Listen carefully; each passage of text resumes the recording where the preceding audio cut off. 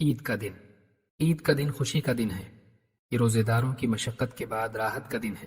یہ محرومی کے بعد لذت کا اور مجاہدے کے بعد انعام کا دن ہے۔ اسلام میں اگرچہ سادگی اور زہد کی ترغیب دی گئی ہے، لیکن اسی کے ساتھ مختلف مواقع پر ان کی مناسبت سے دنیاوی زینت اختیار کرنے کی بھی ترغیب دی گئی ہے۔ یہ اسلام کے اعتدال اور انسانی فطرت سے مطابقت کی واضح دلیل ہے۔ عید کا دن پاکیزگی اور زینت اختیار کرنے کا دن ہے۔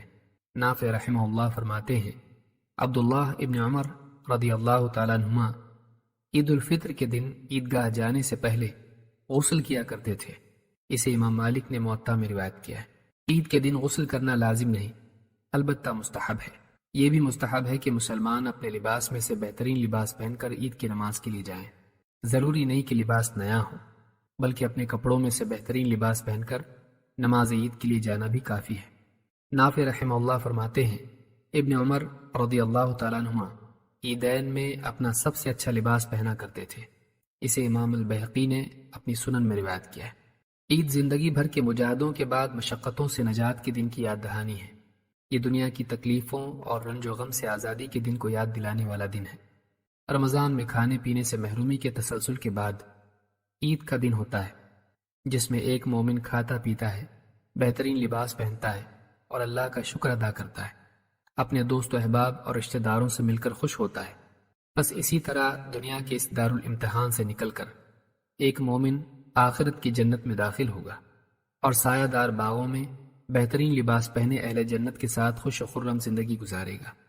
عید کا دن جنت میں داخلے کا دن یاد دلاتا ہے اور اس دن کی تیاری کے لیے ایک بندہ مومن کو آمادہ کرتا ہے۔ عید روزوں کے ختم ہونے کا دن ہے، لہٰذا اس دن عیدگاہ جاتے وقت کچھ کھا کر ہی جانا چاہیے۔ عید کے دن روزہ رکھنا جائز نہیں، بلکہ عیدگاہ جانے سے قبل طاق عدد کھجوریں کھانا نبی کریم صلی اللہ علیہ وسلم کی سنت مبارکہ ہے۔ طاق سے مراد 1، 3 اور 5 وغیرہ ہے، لیکن چونکہ حدیث میں طاق کھجوروں کا ذکر ہے جس سے 2 سے زیادہ کھجوریں مراد ہیں، لہٰذا کم از کم 3 کھجوریں کھا کر ہی عیدگاہ جانا چاہیے۔ انس بن مالک رضی اللہ تعالیٰ عنہ فرماتے ہیں، رسول اکرم صلی اللہ علیہ وسلم عید الفطر کے دن نماز کے لیے طاق عدد کھجوریں کھائے بغیر نہیں نکلتے تھے۔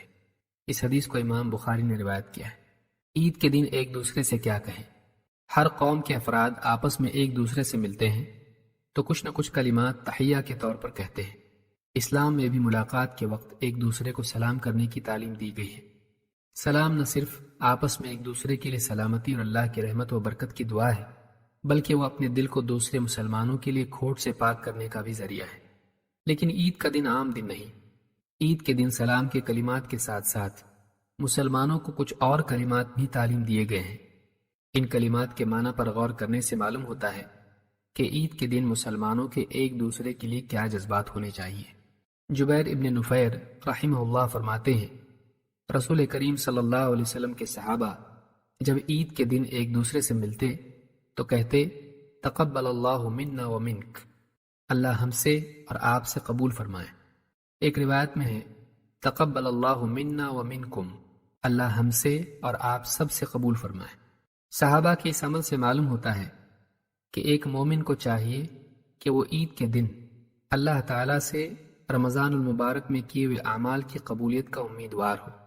یہ احساس اس پر اس قدر غالب ہو کہ خود اپنے لیے بھی اور اپنے مسلمان بھائیوں کے لیے بھی ان جذبات کا اظہار دعا کی شکل میں کرنے لگے۔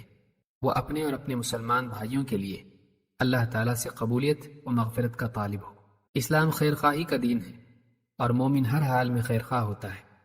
عید کا دن اسی خیر خواہی کے اظہار کا دن ہے۔ بلا شبہ عید کا دن خوشی کا دن ہے، لیکن اسلام ایک مسلمان کو خوشی کے مواقع پر بھی شریعت کی حدیں پار کرنے کی اجازت نہیں دیتا۔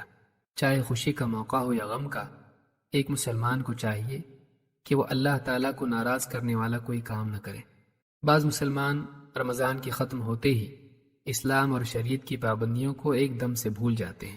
عید کے دن بعض مسلمانوں کا ناچ گانے اور موسیقی کے ذریعے دوسری قوموں کے سامنے اسلام کی تصویر کو مسخ کرنا، خواتین کا زیب و زینت کے ساتھ بے پردگی کا اظہار کرنا، رمضان کے مقصد اور فائدے کو مذاق بنا کر رکھ دیتا ہے۔